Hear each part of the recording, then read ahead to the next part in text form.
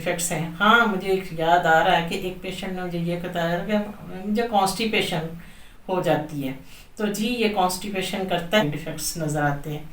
تو پیشنٹ جو ہے وہ زیادہ تر کمپلین کرتا ہے کہ ان کی گروتھ پور ہوتی ہے, ان کو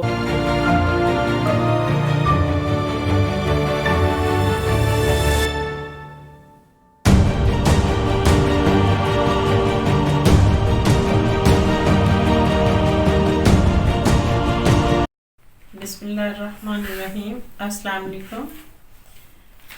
آج کا سیشن فولک ایسڈ سے کے ہی متعلق ہے. اس سے پہلے میں نے فولک ایسڈ کے جو پریگنینسی میں اس کے یوزز تھے وہ بتائے تھے, اور اس کے نہ ہونے یا نہ دینے کی وجہ سے جو پرابلمس ہو سکتے ہیں وہ بتائے تھے.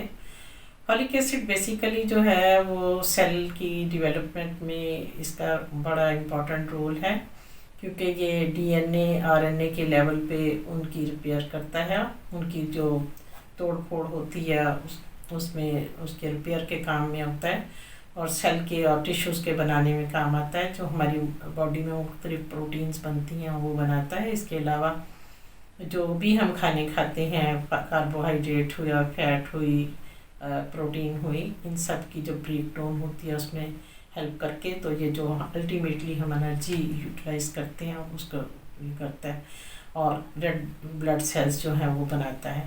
تو آئرن کی ابزارپشن میں مدد دیتا ہے. تو جب یہ اس کی کمی ہوتی ہے تو جو گیلوبلاسٹک انیمیا اس کی وجہ سے ہوتا ہے, اس میں بتایا تھا کہ اس کے جو سیلز ہوتے ہیں یہ بڑے بڑے رہ جاتے ہیں, یعنی وہ اممیچور ہوتے ہیں. جو پورا سیل ہوتا ہے وہ میچور سیل ہوتا ہے, وہ اس سے چھوٹا ہوتا ہے اور وہ راؤنڈڈ ہوتا ہے. تو جب ہم بلڈ پکچر دیکھتے ہیں اس کی تو ہم کہتے ہیں جی یہ تو سیل اس کے جو ہیں وہ ڈفرینٹ ٹائپ کے بڑے سیل ہوتے ہیں.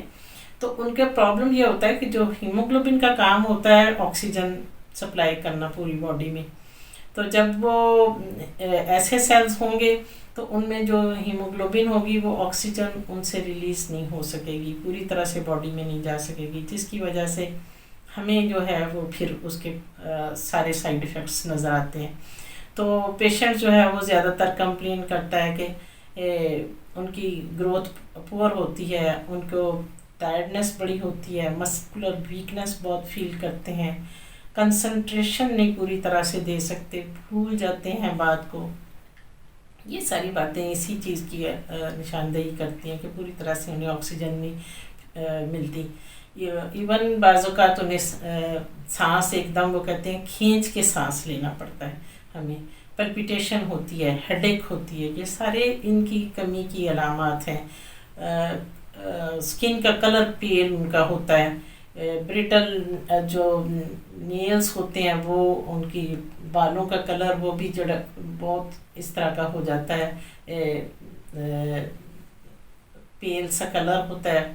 تو اس کے علاوہ ان کے جو ہیں ٹنگ السرز اور گم میں پرابلمس ہوتے ہیں. اصل میں یہ ساری چیزیں جو ان میں کمیاں ہوتی ہیں, ڈائریا ہوتا ہے, اریٹیشنس بھی ہوتی ہیں ان میں بعض اوقات, اور بعض اوقات پھر ڈپریشن بھی ہوتا ہے تھکاوٹ کی وجہ سے, سلیپ ڈسٹربنس بھی ہوتی ہے, بھوک بھی نہیں لگتی ان لوگوں کو. یہی ان کی مین کمپلین آتی ہیں. تو اگر کسی پیشنٹ میں اس طرح کی ہیں تو اسے اپنا بلڈ کا ٹیسٹ کروا کے دیکھنا چاہیے, اور ہم پھر یہی دیکھتے ہیں کہ ان کی بلڈ پکچر دیکھ لیتے ہیں, اس کے بعد فولک ایسڈ بھی دیکھ لیتے ہیں.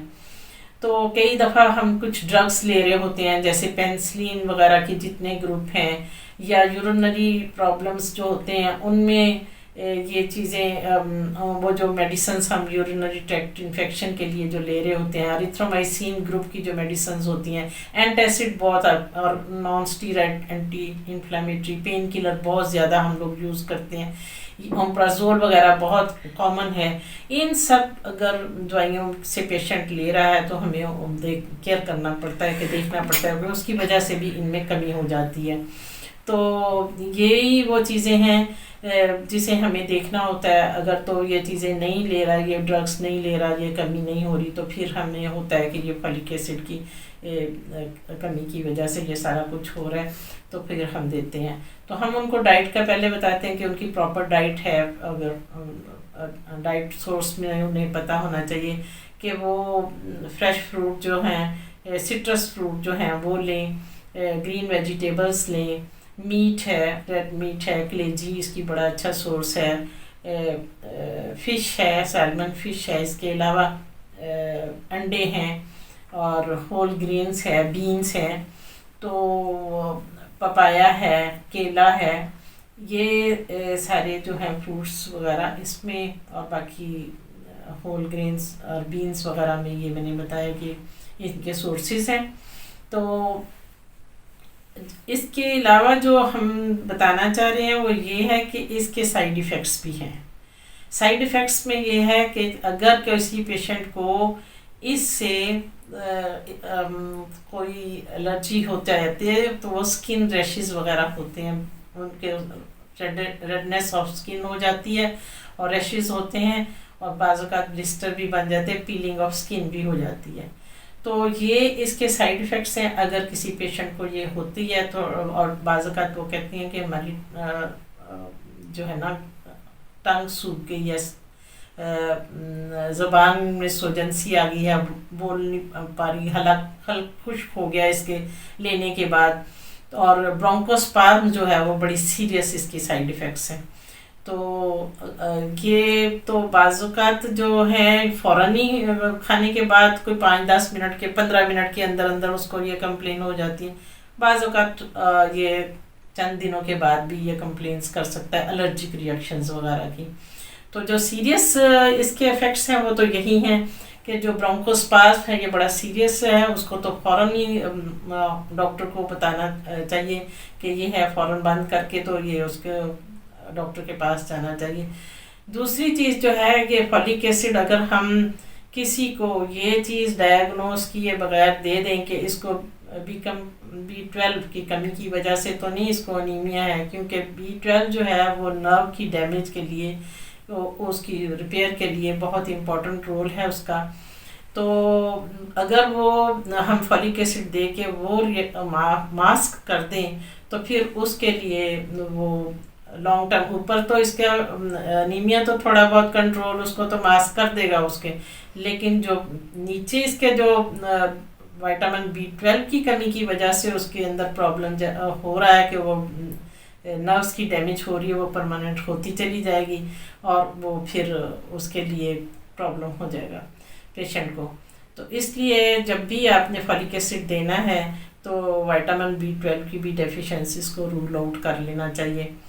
اور اگر اس کے کوئی سائیڈ ایفیکٹس ہیں، ہاں مجھے ایک یاد آ رہا ہے کہ ایک پیشنٹ نے مجھے یہ بتایا کہ مجھے کانسٹیپیشن ہو جاتی ہے، تو جی یہ کانسٹیپیشن کرتا ہے، اگر اس کی ڈوزز زیادہ ہو جائیں تو یہ کانسٹیپیشن کرتا ہے۔ زیادہ ڈوزز میں بعض اوقات یہ جب ہائی ڈوزز چلی جائیں تو یہ کانسٹیپیشن بھی کر سکتا ہے، اس میں ہم ڈوز ریڈیوس کر دیتے ہیں، بٹر ٹیسٹ بھی ہو جاتا ہے، اریٹیشن ہو جاتی ہے، ڈائریا بھی ہو سکتا ہے، یہ اس کی اوور ڈوزز کے ہو سکتے ہیں۔ اس میں ہم یا تو ڈوز کم کر دیتے ہیں یا پھر پیشنٹ کو کہتے ہیں کہ آپ کو شاید اس کی ضرورت نہیں، ریویو کرنا پڑتا ہے اس کو۔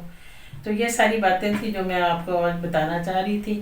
امید ہے کہ آپ کو ویڈیو پسند آئے گی، اور میری جو باتیں ہیں وہ آپ کو اس کا فائدہ ہوگا۔ تو اس کے بارے میں اگر کوئی کویسچن ہو تو آپ پوچھ سکتے ہیں کمنٹ سیکشن میں جا کے۔ اگلی ویڈیو کے ساتھ انشاءاللہ تعالیٰ پھر ملیں گے، کیونکہ میں نے بیچ میں چھوڑ رکھا ہے انڈومیٹریوسس کا، انشاءاللہ میں نیکسٹ میں اس کو وائنڈ اپ کرنا چاہوں گی، کیونکہ that is very important topic also. Thank you so much, اللہ حافظ۔